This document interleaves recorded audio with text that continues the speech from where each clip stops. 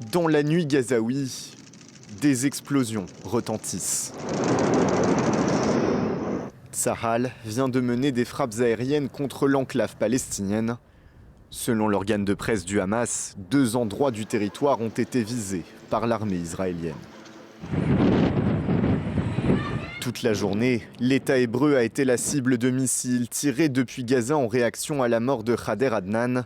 Mardi matin, l'administration pénitentiaire israélienne a annoncé la mort de cette figure du djihad islamique en grève de la faim depuis 3 mois pour protester contre sa détention.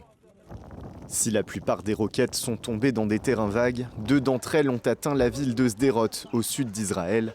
3 personnes ont été blessées.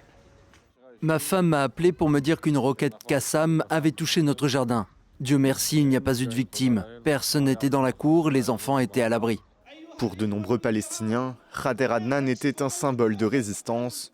Sa mort a provoqué une vague de colère à Gaza, mais aussi en Cisjordanie. Pour le Premier ministre palestinien, il s'agit d'un crime perpétré par Israël. Nous considérons qu'il s'agit d'un homicide volontaire, dû au rejet de sa demande de libération, à une négligence sur le plan médical et à son maintien dans sa cellule, malgré la gravité de son état de santé.